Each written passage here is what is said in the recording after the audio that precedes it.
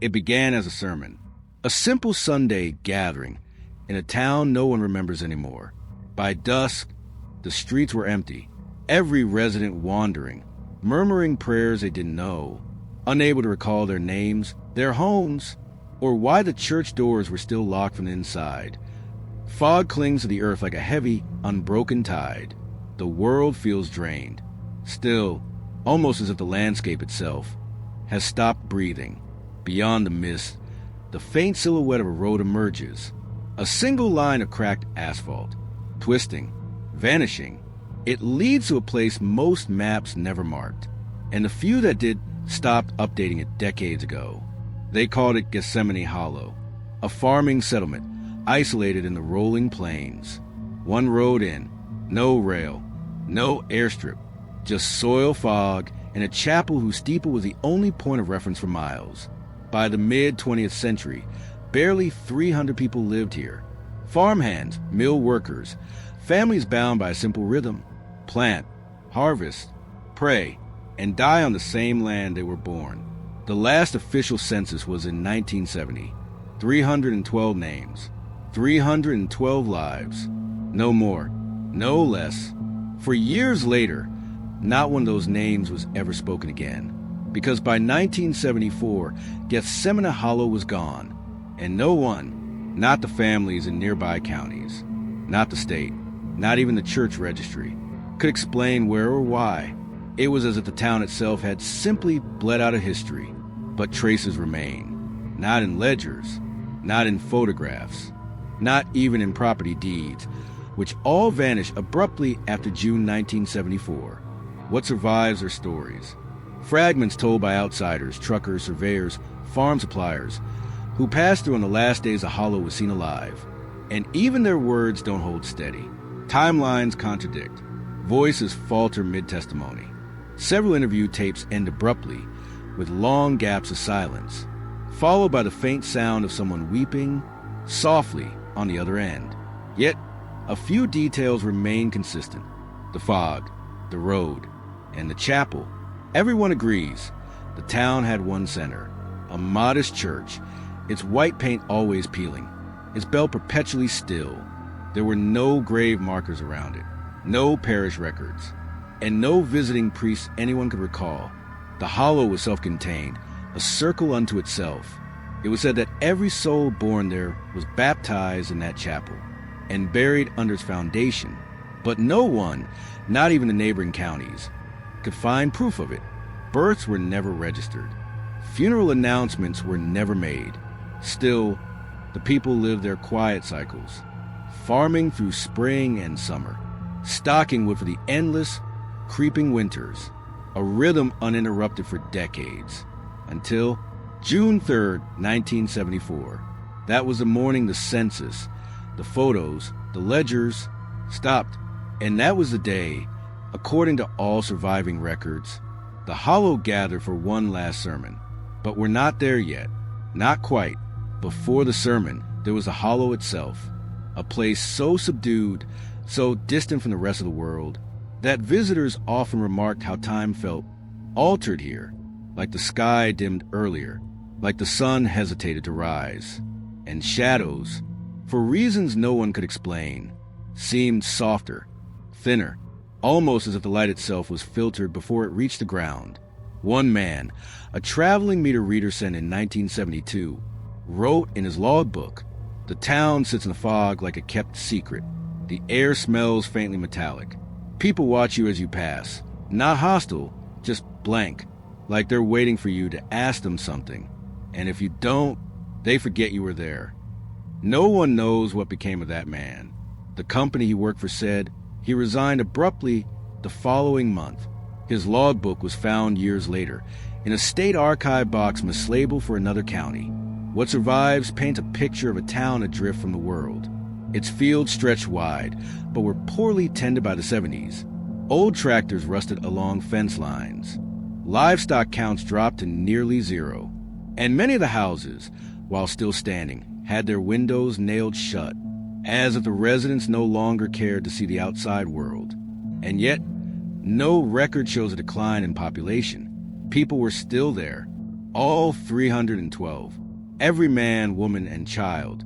What they were doing, however, seems harder to piece together. One trucker, making a feed delivery just 2 months before the town disappeared, described something peculiar. He said there were no children outside, none playing, none visible in the windows. When he asked the mill foreman where the school was, the man only looked at him, silent, before turning away. The trucker later admitted he felt an overwhelming urge to leave, not because he was threatened, but because, in his words, it felt like they didn't want me to remember being there. He delivered the feed, he signed the invoice, and by the time he reached the highway, he couldn't recall what any of their faces looked like. Another account comes from a census assistant who visited in late 1973. The Hollow had missed its reporting deadline, so she drove the lone road to investigate. Her notes, though sparse, remain chilling. The town feels muted. Every building painted the same dull white, every roof sagging slightly inward. When I asked for the mayor, I was told there is none. When I asked for the council, they said the Reverend decides all matters. I asked if I could speak with him. They told me he was preparing something for all of us. I'm not sure if they meant me too. Her report never reached the state office. Her vehicle was found abandoned along the roadside 2 weeks later, engine cold, driver's door wide open. Her clipboard lay on the passenger seat, the final page of her notes torn out. The Hollow was already unraveling, and yet there's something even more unsettling about these fragments. In every account, no one describes fear, not at first. Instead, they describe absence, faces that blur in memory, names that slip away moments after hearing them. A town where everything exists, but nothing quite stays. One folklorist later compared it to a spiritual quarantine, not a curse, not possession, but a kind of slow erasure, a place where the edges of identity were sanded down, one grain at a time. And maybe that explains the last hard fact we know. In the weeks before June 3rd, several nearby parishes reported strangers wandering their roads, silent, dressed in plain, faded clothes. When questioned, they said they were from the Hollow, but couldn't recall their names, couldn't name the streets, couldn't even remember if they had families there. Most were taken as shelters. A few simply vanished before morning. By the end of May, those sightings stopped, and on June 3 RD, every soul in Gethsemane Hollow walked into the chapel for morning service. 312 voices, one sermon. And after that moment, silence. The road still exists. The fog still rolls across the fields. But if you follow that cracked asphalt today, you won't find houses, or farms, or even the chapel. Only foundations buried in weeds, door frames leading to nothing, and a silence so deep, you'll start to wonder if you ever had a name before you arrived, because those who come here now say the place feels alive. Not in the way a town should, but like the fog itself is listening, and if you stay long enough, you'll swear you hear it. The faint creak of a church bell rope, moving in the mist, even when there's no wind. And maybe that's why so few who wander into Gethsemane Hollow ever speak of it again. The fog clung lower that morning, thicker than usual, rolling across the wheat stubble and sagging barns, until even the steeple seemed swallowed by the pale sky. The air felt muted, damp, the kind of silence that seeps into the bones. Not the silence of peace, but the silence of a place waiting for something to end. It was June 3rd, 1974, and in Gethsemane Hollow, every soul had risen early. Every door creaked open. Every face turned toward the chapel. No one stayed behind. Not the elderly, not the infirm, not even the children, who had been kept from view for months by then. Witnesses from the highway, those who later swore they only drove past because the fog was too heavy to enter, reported a strange sight. Lines of people walking in complete silence. Their clothes were plain, muted browns and grays. Their faces carried no expression. Not grief, not joy, not even fear. Just vacancy, like they were following a rhythm only they could hear. At the front of the procession walked Reverend Eliza Ward, tall, gaunt, His clerical collar, frayed and yellowed, was the only hint of white on him. Some said he looked ill. Others said he looked relieved. And every witness, every single account, mentions the same thing. He wasn't carrying a Bible, only a single weathered sheet of paper. The church itself stood waiting, its doors already open. Its bell tower was silent. The rope, as always, hung untouched. But something wasn't right. Most chapels hum with small noises, with creaking, windows rattling, the shuffle of feet as people enter and sit. But the Hollow's church on that morning felt dead. No creak, no shuffle, no sound but the low shuffle of the crowd as they filled its aisles. And yet, someone watching from outside, an electrical inspector sent to locate a reported line fault, said he could feel a vibration, not in the air, but in the ground, like a low, pulsing hum beneath the dirt, faint and steady, timed with each footstep of the townsfolk as they crossed the threshold. He swore that the vibration stopped the moment the doors closed, the moment every last person had entered. The service began at 8:15 a.m. That much we know from a watch later found in the grass outside, still ticking, still on hollow time. What happened inside, no one living can confirm, but there are fragments, pieces of testimony, and one radio transmission that still sits in the state archive, unclaimed. At 8:40 a.m., a farmer driving to the nearby hills called into his CB, his voice uneven. He said he'd heard something strange on the wind, a low, droning chant, not words he recognized, not even a language he could place. It rose and fell like breathing and carried farther than any voice should have in that fog. And that's when he heard it. The sound of the chapel's doors slamming shut carried through the mist. He thought nothing of it at first, until he noticed the bell, the chapel bell, which had been silent for decades, rang once. A single chime, low, hollow, so deep it rattled his truck window. Then nothing, no second toll, no echo. He drove on, but later told investigators he couldn't shake the image. The sound didn't feel like a call to worship. It felt final, like a door locking from the inside. Hours passed. The fog never lifted. By late afternoon, 2 county workers, dispatched to check the same down line the inspector had been sent for, approached the hollow. They found the road unusually empty. No carts, no voices, only the faint outline of the chapel through the mist. The doors were shut, the windows were dark, and there was no sound, not even the shuffle of a hymn. When they tried the door, it didn't budge, not even a rattle. It was locked, not by a bolt, but by something heavy on the inside. One of them, curious, pressed his ear to the wood. He expected prayer, maybe the cadence of a sermon. Instead, he heard nothing, not silence, nothing, a hollow emptiness. So deep it rang in his head like pressure before a storm.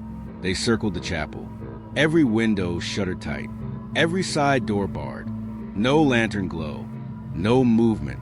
And that's when one of them noticed the footprints. Hundreds of prints in the mud, all leading to the church, but none leading away. By nightfall, the county workers had returned with law enforcement. When the sheriff arrived, he tested the main doors again. Still locked, still waited. The decision was made to force entry. But as they prepared, one deputy noticed something chilling. There were no other signs of life in the town. The houses stood dark. The fields were empty. Not even the usual stray dogs were heard barking. It was as though every living soul had gathered inside the chapel, and nowhere else. The sheriff knocked, calling out for Reverend Dunn. No reply. He pounded harder. Still no reply. Finally, they rammed the door. It took 3 strikes before the wood splintered, and the heavy beam barring it from within crashed the floor. But when they entered, the pews were empty. The chapel was still. Dust hung in the air, disturbed only by the cold draft that slipped through the broken door. Hymnals lay on the ground, pages crumpled. Candles burned low, their wax pools hardened in strange, circular patterns. And in the pulpit, a single sheet of paper rested where Reverend Dunn should have stood. The words were blurred, water-stained, almost unreadable. But a few lines remained intact, written in a trembling hand. "We are here. We are unmade. Do not look for us. Do not speak our names. What remains is not for you." The sheriff searched every corner. The deputies searched the basement, the side rooms, the choir loft. No bodies, no signs of struggle, just absence. And in the final report, one line remained circled, handwritten by the sheriff himself, as if he didn't want the typist to misplace it. Doors locked from inside. No one left to lock them. By morning, the fog had thinned. The road to the hollow lay empty once more. The sheriff and his men filed their reports, sealed the church, and left. But those who passed by in the days after said something strange lingered. At dawn, the bell, silent again for decades, would sway in the windless air, not tolling, not ringing, just moving, like something inside still wanted to be heard, and those who swore they could hear it always described the same thing. It didn't sound like a call to prayer. It sounded like breathing. The fog was heavy again, so thick it turned the fields into blank sheets of gray. The chapel steeple, barely visible through the shifting mist, stood like a sharpened tooth on the horizon. And then it began. At first, just one note, a bell toll, deep and hollow, echoing across the empty land. It wasn't unusual for a church to ring its bell on a Sunday morning, but this wasn't Sunday, and the bell didn't stop. It rang again, and again, each strike spaced evenly, like the ticking of a clock too large to see. Travelers along the old county road heard it first. Truckers, grain haulers, salesmen heading east. Some turned their radios down to listen. Others stopped altogether, stepping out of their vehicles to watch the fog roll and listen to the strange, deliberate sound. The first hour passed without pause. The bell never faltered, never sped up or slowed down, until it did. Somewhere during the second hour, witnesses noticed something off. The tone began to change. Each chime sounded slower, lower, as if the metal itself was softening, bending under some invisible strain. And one more thing, people swore, quietly later, that the sound started to resemble something else. Not quite a voice, not quite a moan, but something close enough to human that no one who heard it could convince themselves it was just a bell anymore. But something wasn't right. One farmer, working a field miles away, stopped his tractor when he heard the fourth hour begin. He said the vibrations rolled through the soil, rattling the bolts in his cab. He cut the engine and stepped down, feeling the ground under his boots. The fog had drifted into his field by then. He swore he could see faint shapes moving in it, too far to tell if they were animals or people. He left the field before sundown, but he said the ringing never left his ears, not even after he drove 30 miles west. It was still there when he went to bed, still there when he woke in the night. A low, steady chime buried somewhere beneath his thoughts. And that's when he heard it, not from the fields, not from the town, from his own hallway. The faintest echo of the bell vibrating through his walls long after the sound had stopped outside. He left his house before dawn and drove until he couldn't hear it anymore. The bell didn't stop. It rang through the day, hour after hour, 13 hours, by every account that could be cross-checked later. Some drivers turned toward the hollow, drawn by the sound even as the fog thickened. A handful of them left interviews, describing what they saw on the road leading in. The closer they drove, the stranger it felt. The air was heavier, cooler, like dusk had settled early. The sound of the bell grew clearer and more wrong. One man said it felt like the ringing was coming from inside his own chest, vibrating his ribs with each strike. Another said the tone had shifted completely. No longer metallic peal, but a drawn-out exhale, a voice straining on the edge of speech. And that's when he heard it, a break between tolls. Only a second, but in that gap, a whisper bled through. Low, unsteady, not in any language he knew. He said it felt like the whisper was directed at him, not at his truck, not at the land. Him. He turned around before reaching the town limits, but he never forgot the whisper, or the faint sense that, as he drove away, the ringing slowed even more, as if the bell knew he had left. By the ninth hour, the stories grew worse. A family traveling west pulled off at a rest stop, shaken. They said the sound was following them, even with the windows up, even with the engine running. Each toll was longer, heavier, almost wet-sounding, like the metal had grown soft and organic. They abandoned their car that night. When a highway patrolman found it, still idling, he swore he could feel the faintest vibration in the steering wheel, timed perfectly with a sound too distant to hear. Some didn't turn back. Some kept driving into the fog, following the sound like it was a beacon. Of those who reached the hollow, only 2 ever spoke about it later. One was a mechanic from Dyersburg. He said he saw the chapel through the mist, the steeple barely visible, the bell swinging in its tower without a single hand on the rope. He parked at the edge of town and waited, engine off. The sound was deafening. Each strike rolled through him like a wave, shaking the breath from his chest. But it wasn't just the sound. It was the rhythm. It felt slower now. Longer gaps between each toll, like a heartbeat sinking into sleep. And then he swore he heard voices. Not inside the chapel. Not outside. Everywhere. Layered whispers tangled under the chime. Impossible to separate. Growing louder with each swing of the bell. He didn't stay long. When he started his truck to leave, his hands were trembling so badly he could barely grip the wheel. He said he didn't remember driving home. He only remembers the silence when the sound finally stopped, and the ringing in his ears that lasted for days. The bell ceased just after nightfall. By then, most who had heard it were miles away, unsettled but unable to explain why. But those who lingered said the silence that followed was worse than the ringing itself. For 13 hours, the bell had been the only heartbeat of the hollow, and when it stopped, the fog seemed to thicken. The air felt heavier, as if something had drawn a long, deep breath and was waiting. The next morning, a highway crew passing near the hollow reported something strange. No bell, no fog, but in the soft dirt along the roadside, fresh tracks, dozens of them, bare feet, all pointing toward the town, and no tracks coming back. The chapel stood silent when the crew passed. The bell rope hung still in the tower, swaying ever so slightly, though the air was calm. One worker swore he heard a final sound as they left. Not a chime, not a whisper, a single, faint breath drawn in from somewhere deep below the earth. He didn't go back. The fog hadn't broken for days. It lay thick across the road, pooling in the ditches, swallowing fence posts and tree lines.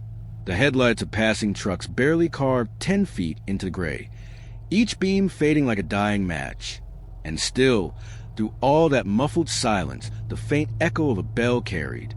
Not ringing now, but something softer, a memory of its tone, lingering in the air like the last note of a song no one could finish. It was that sound, or the absence of it, that pulled Daniel Mercer off the highway, a long-haul driver, 37 years old, running a route from Tennessee into Missouri. He'd been hearing stories on the CB for 2 days about the hollow. The ringing, the tracks, the whispers. Most drivers kept their distance. Some refused to even mention the town by name over the radio, as though saying it aloud might invite something into their cab. But Mercer was different. He'd been on the road too long. The strange things other men avoided always seemed to pull him closer. That morning, just after dawn, he veered off the main route and took the single cracked road leading into Gethsemane Hollow. The fog deepened as he drove. The world narrowed until all that remained was the steady hum of his diesel engine and the faint curve of the road ahead. And then he saw movement. Figures, dozens of them, emerging from the mist like shadows breaking free of the ground. Men, women, children, walking in slow, looping paths through the overgrown streets of the hollow. At first, he thought they were survivors, residents wandering aimlessly, lost after whatever had swept through their town. But something wasn't right. They weren't speaking to each other. Their lips moved, yes, but in a rhythm too uniform, too measured to be conversation. The same phrases, repeated under their breath. A prayer of some kind, though none of the words were clear enough to understand. Their eyes told the rest. Vacant, unfocused, as if the fog itself was the only thing they could see. When Mercer pulled the truck to a stop and stepped down onto the cold, damp ground, none of them looked at him. Not a single head turned. He walked closer, slowly, calling out, asking if they needed help, if there was a doctor, if anyone could tell him what had happened. And that's when he heard it. The murmuring grew louder as he stepped forward, not directed at him, not at each other. It was as though every mouth was feeding the same whisper to the air, a droning, endless litany that had no beginning and no end.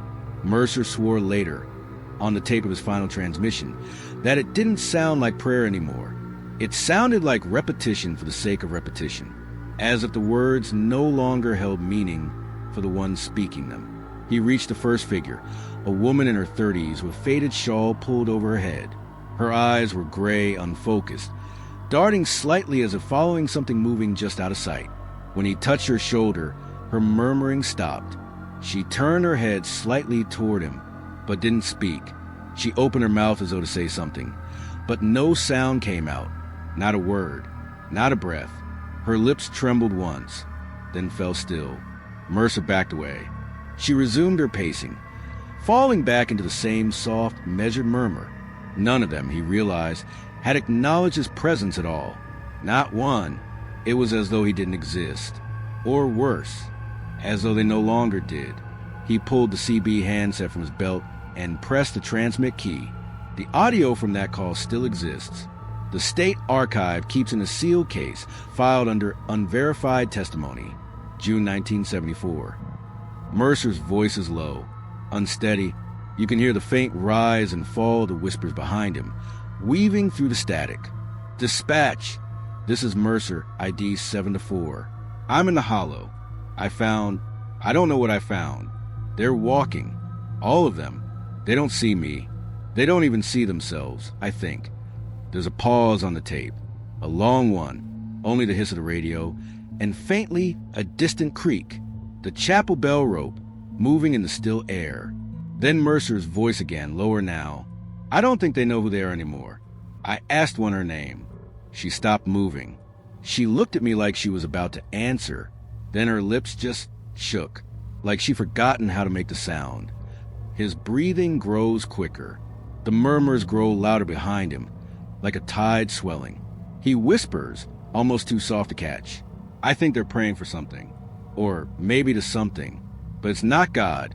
It doesn't sound like any prayer I've heard. And then, the moment that still unsettles archivists who've heard the tape, a new sound cuts through the static. Not the murmuring. Not Mercer's breath. Something else. A single, low hum, drawn out, vibrating the microphone. Almost a word, but too low to parse. Mercer gasps. The radio clatters against his chest. You hear his boots on the dirt as he stumbles back, and faintly, in the distance, the sound of the bell, not ringing, but breathing. The last words Mercer speaks are rushed, broken. It's not just them. The ground, it feels. The tape cuts. No click, no static, just ends. When state troopers arrived 2 days later, they found Mercer's truck parked at the edge of the hollow. Engine off, keys still in the ignition. The CB mic hung from the dash, cord frayed where it had been pulled taut. Inside the cab, on the passenger seat, lay a notepad. Only one page had been written on. 5 words, in Mercer's handwriting, pressed deep into the paper as though his hand had been shaking. They don't know themselves anymore. No trace of Mercer was ever found, and those who went searching reported something strange about the hollow in the days after. The murmuring was gone. The figures were gone. But the fog still moved in slow, spiraling patterns, as though something beneath it was circling the streets. And from somewhere deep within the mist, just barely audible, the faint creak of a bell rope, moving when no one was there to pull it. The wind moved slowly through Gethsemane Hollow. Too slowly. It didn't push the fog, only made it stir, like something restless shifting beneath a blanket. There were no voices in the streets now. No footsteps on the dirt. Only a sound caught on one of the investigators' recorders. Faint at first, barely audible under the static. A rhythm, for words, repeated again and again. layered over each other until it didn't sound like voices anymore, but something mechanical, endless, patient, almost like breathing. It was the only thing they found in the hollow that week. No people, no animals, only that sound, caught when a trooper left his microphone open as he walked past the chapel doors. At first, they thought it was a malfunction. The voices were too uniform, too perfectly timed. Every pitch the same, every pause identical, like a loop. But when they played it back at the station, the voices shifted. Each time the tape rewound and played again, the tone dropped slightly, slower, lower, not distorted, not damaged, as though the words themselves were changing shape. The linguists came in on the third day, 3 of them, 1 from the state university, 2 from out of state. They couldn't agree if it was a language at all. One said it resembled an archaic dialect from Eastern Europe, but the words didn't align with any known root. Another insisted the pattern was closer to music than speech, a phrase built to be heard, not understood. The last linguist didn't speak at all. He listened to the full tape every hour, every repetition, until his hands began to tremble. When he finally spoke, his words were simple. Don't play it again. But something wasn't right. The investigators noticed it first, not the linguists, not the officers, the ones who had been in the hollow, who'd heard the voices faintly through the fog before the tape ever rolled. They started forgetting things. Not all at once, not in a way that raised alarms. Just small things, birthdays, addresses, the names of their own children, caught on the edge of their tongues but never spoken. It didn't happen to everyone, only those who had been near the chapel, near the place where the tape had first captured the chant.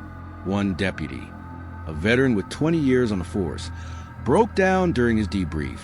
He said he couldn't remember the color of his own front door.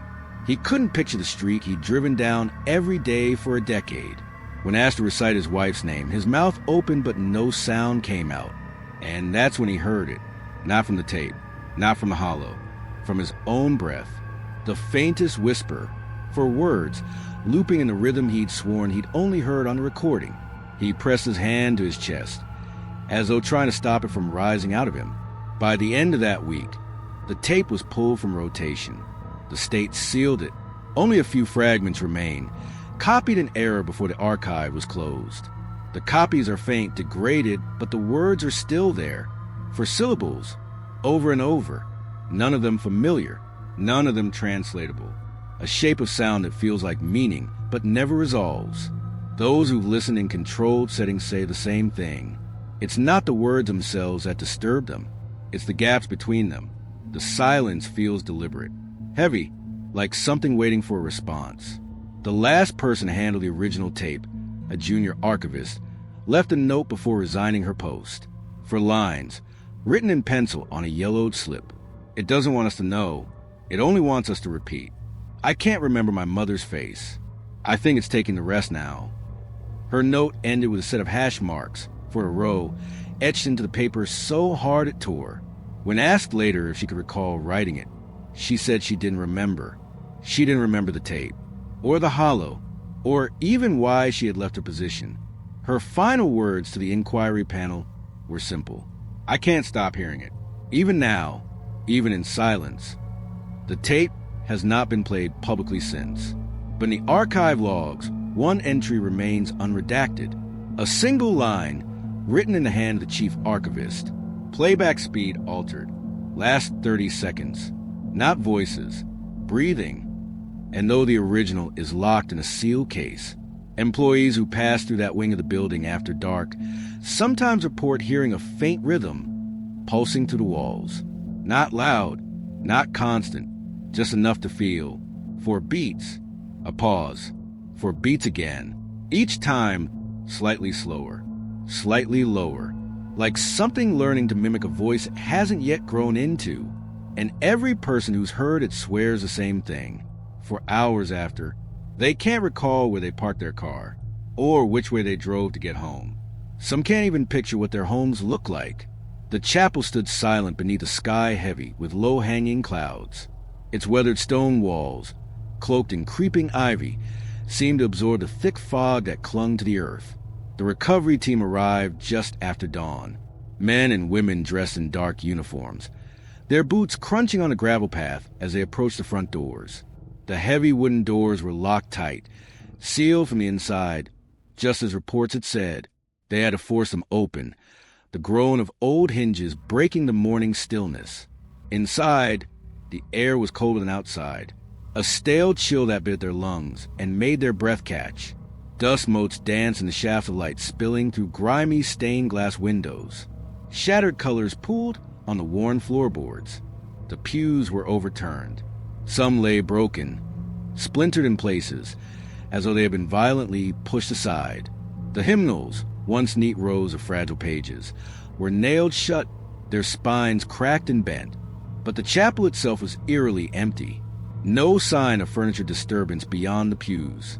No personal effects. No blood or signs of struggle. But something wasn't right. Beyond the altar, behind the pulpit carved with symbols worn smooth by time, the team found a door, a second door. Unlike the grand entrance, this one was smaller, sturdy, made of thick oak, bound in rusted iron. And locked, they pried it open with crowbars, revealing a narrow stairway descending into darkness. Flashlights cut through the gloom, revealing stone steps slick with moisture. The air grew colder still, heavier. The team descended, each step echoing softly in confined space. The walls closed in. At the bottom, they found a crypt, ancient beyond the memory of the town above. The stone was cracked, but meticulously carved, patterns twisted and intertwined like the roots of an old tree, impossible to trace to their origin. The faint smell of earth and something metallic filled the air. A quiet stillness hung over the crypt, broken only by the soft drip of water from the ceiling. Inside, scattered bones lay half buried beneath layers of dust. Not recent, old, some ancient enough to crumble at a touch. The team moved slowly, their breath shallow. They found more hymnals here, nailed shut and stacked neatly against the walls. Each was brittle, yellowed, unreadable, and the air itself seemed to press in, like the walls were closing around them. One of the men found a small alcove, hidden behind a cracked stone slab. Inside, a ledger bound in leather, its pages stained and fragile. The script was faded, but the entries, names, and dates stretched back centuries, long before the first settlers claimed the land above. The team exchanged uneasy glances. The crypt was older than the town itself, and that wasn't all. In the farthest corner, beneath the floorboards, a faint hum vibrated through the stone, like a low pulse, rhythmic and deep. But no machinery, no source could be found. And then, from somewhere deeper in the shadows, a soft creaking, not with settling, not metal twisting, but a sound like a breath drawn slowly against the dark. The team paused, and that's when he heard it, the faint, unmistakable creak of a bell rope moving. Slowly, unseen, the air thickened. Hearts pounded in the cold silence. They tried to leave, but the stairway seemed endless, a labyrinth folding back on itself. Panic rose. In the deepest darkness, something stirred. The chapel's inner doors closed behind them. No one outside ever heard the bell again. But beneath the earth, its slow tolling never stopped. The river moved quietly, its surface glassy and cold beneath a pale sky. Along the bank, debris from forgotten time lay half buried in the mud. Among the scattered remnants, a leather-bound journal was found. Faded and fragile, its pages stained with water and age. The handwriting was hurried, trembling at times. A voice from the past, captured in ink. The author claimed to be the last unmarked soul of Gethsemane Hollow. Someone left behind as others disappeared, not in body, but in mind. The entries began with careful observations. Names once spoken freely now slipped away like smoke. Faces, once vivid, began peeling from memory, as though the mind itself was erasing them. Loved ones vanished first from thoughts, then from presence. The journal described moments of waking confusion, standing before empty rooms where laughter used to live. But the deepest fear was not death. It was a sermon's gift, the obliteration of identity, a slow unraveling, not of flesh, but of self. The writer recorded how words, for simple words, repeated endlessly in a hollow, pressing into every thought, a mantra that dissolved resistance. And resistance was everything. But something wasn't right. One entry described waking to find their own reflection blurred and unrecognizable. The eyes in the glass were unfamiliar, empty, and that's when he heard it, not outside, but inside, the faint whisper of the 4 words, winding through the dark corners of the mind. You will forget to resist. Each day the words grew louder, more insistent. The journal's pages trembled with desperation. The writer clung to fragments of memory, snatches of childhood, a mother's touch, a friend's name. But the words kept coming. The final entries were disjointed, words fading into scratches, thoughts splintering. One last line, barely legible. If you find this, remember me. Before the silence took everything. The journal ends there, its author lost to the hollow's merciless forgetting. And though the river keeps flowing, carrying the remnants of that vanished world downstream, the voices still speak. And the last survivor's words remain a haunting echo, a plea not to forget. The horizon burned slowly, flames licking the sky, twisting like prayers turned to smoke. Gethsemane Hollow was gone. Ash and charred timber were all that remained of the town once tucked quietly beneath a veil of fog. The state had moved in. They called it a necessary purge, a scorched earth solution to a place that no longer belonged to the living. But the fire did not silence the hollow, not entirely. Weeks after the last ember died, witnesses began reporting strange figures standing among the ruins, ghostly shapes, too still to be simply smoke or heat mirages, clusters of silhouettes outlined by the moonlight, their heads bowed in quiet reverence. They whispered prayers, low, murmured phrases that floated on the cold night air, words impossible to catch clearly, but heavy with intent. One fire investigator described walking through the smoldering streets alone after hours. The silence was thick. The smell of burning wood and earth filled his lungs. But then, just beyond the glow of his flashlight, a voice, soft, pleading, repeating the same 4 words again and again. But something wasn't right. He tried to call out, to ask if anyone was there, but his voice felt small, lost. The words never quite left his mouth, and that's when he heard it. The whispers multiplied, surrounding him from all sides, overlapping into a single suffocating chant. He dropped to his knees, clutching his helmet as the voices pressed closer. He said later he couldn't remember his own name, or why he was there. His memories of home slipped away like smoke on the wind. Investigators sent to survey the ruins told similar stories. Some refused to return to the site more than once. Others vanished without explanation. Those who remained too long grew distant, eyes glazed, murmuring words under their breath that weren't their own. One state official recorded a journal entry after his 3rd visit. The town isn't empty. It never was, and I'm not sure it ever will be. The charred remains of houses bore no marks of recent occupation, no signs of fresh footprints, no campfires or trash. Yet the feeling of being watched was constant, and the whispers, they seeped into the quietest moments, followed people home, found cracks in the mind where thoughts once lived. The hollow silence had become a song, endless and impossible to escape, and the last report from the recovery team still chills those who study the case.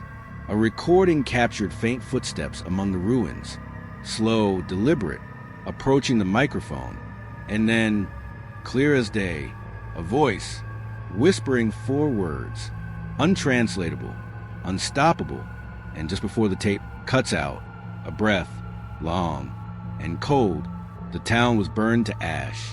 But Gethsemane Hollow was not gone. It never would be. The sky hung low and gray, swollen with rain. The wind swept across the scarred earth where the chapel once stood. A sudden storm had churned the night, tearing through the quiet woods with relentless force. Branches snapped like brittle bones. The ground turned soft and muddy beneath the pounding rain. In the morning, a local historian wandered the ruins, drawn to the chapel's foundation, half exposed by the storm's fury. There, half buried in a slick trench, was a rusted metal box, its latch broken, contents soaked by years of forgotten weather. Inside lay a reel-to-reel tape, wrapped carefully in oilcloth, an artifact lost to time. Curiosity compelled them to bring it back. To the small archival room where the fragile remnants of Gethsemane Hollow were kept. The tape was cleaned, threaded gently onto a vintage player, a machine that creaked and groaned, hungry for sound. Static filled the room, the hiss of ancient film, then a voice, soft, deliberate, echoing through the silence. It was Reverend Eliza Dunn, or at least his voice, recorded decades before. A sermon, unlike any other. Calm at first, but something wasn't right. As the words filled the room, a subtle change took hold. The air grew thick. A pressure settled against the skin. Listeners reported headaches, sudden dizziness. One man felt a sharp sting, a nosebleed that soaked through his shirt before he could reach for a cloth. His vision blurred. Memories slipped away. Faces faded. Names escaped like mist. The voice on the tape continued, unwavering. You will forget to resist. The phrase repeated, an endless loop creeping beneath conscious thought. And that's when he heard it. A breath, long, cold, a fragile pause, barely noticeable, before the sermon resumed its relentless chant. Researchers played the tape for only moments at a time, yet even brief exposure caused lapses in memory.